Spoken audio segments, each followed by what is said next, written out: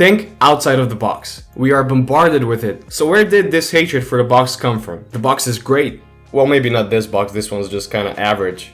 But even if the box isn't great, it's definitely here to stay. And it's your job as a creative professional to make the best of it. Thinking outside of the box is synonymous with invention, novelty, with being different. But in design, and when I say design, I mean general graphic design, including and perhaps especially web and app design, being original, being different can be really harmful for the user, and in turn, for everyone involved. We are all very conditioned to certain standards that apply. For example, a cart icon is always going to be a cart. 3 lines signify a menu, and you go to the bottom of the page to find information you could not find elsewhere. When we visit a website and these things are not true, we look for them. We waste valuable time, energy, and attention trying to find the alternative. And trust me, attention is hard to come by these days. Designers often feel the need to innovate things that really should stay as they are. A website where absolutely everything moves and the scroll control is almost entirely taken away from the user is a great example of designers and developers trying to be as different and as unusual as possible. It looks cool, it feels cool,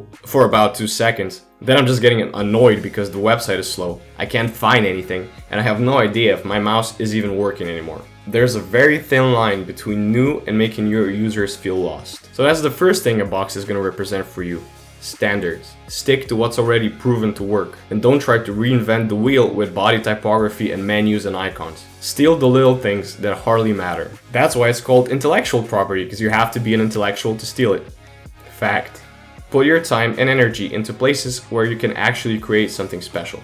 The second thing a box represents directly related to you are your client's requirements. You can't just go off and make an all-natural plant body face wash website all pink if your client wants it to look like its competitors, which is going to be green, by the way. You have to respect your client's wishes, and that's another huge set of limitations placed upon you. The third thing you're definitely going to run into are content limitations, whatever they may be. You may feel there's too much text, or the pictures don't match the text enough, or the pictures are just bad, and you have to design around them. But you're never going to be unlimited when it comes to which assets you use and how you use them. You have to use what you have, because you cannot use what you do not have. The fourth thing a box represents, pretty obvious one, are the mediums limitations. You cannot exactly transfer the smell of your freshly baked cookies through a computer screen, so you have to make sure everybody knows your cookies are delicious some other way. So these are just the hard boundaries you cannot escape, so you might as well embrace them. The real expertise, the real skill is in taking those limitations and within them creating something that is creative, user-friendly,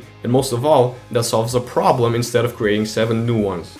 So when we talk about creativity, it's important to note that yeah, there is more than one way to skin a cat. But even more importantly, there are not unlimited ways to skin a cat. I think. I'm not the kind of person to be skinning cats.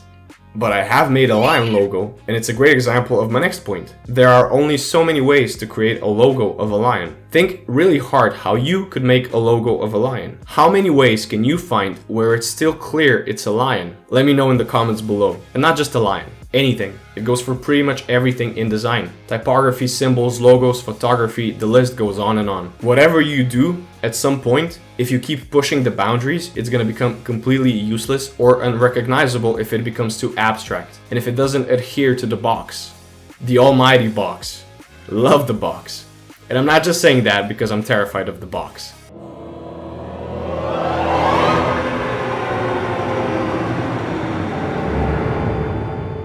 The last thing that needs to be mentioned is ourselves, the fields we want to work in, our personality. Design itself has many fields. So does web development or programming in general. Every creative field does, even if it doesn't look like it from the outside. And it can get very overwhelming very fast. You're never going to be good at everything, and trying to be is going to make sure you're never going to be great at anything. So you have to box it in.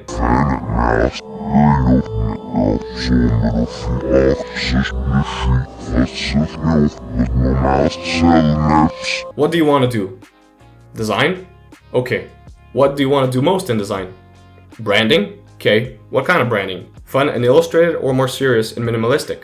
Okay.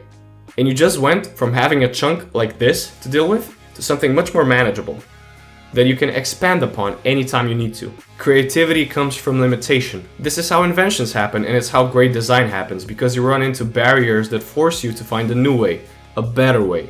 We cannot avoid limits. You have to innovate within the restraints placed upon you. If you like this video and you enjoy discussions like this, continue on to this one. I think you're gonna find it very interesting as well. Hit that thumbs up. Let me know in the comments below what you think, and thank you for watching.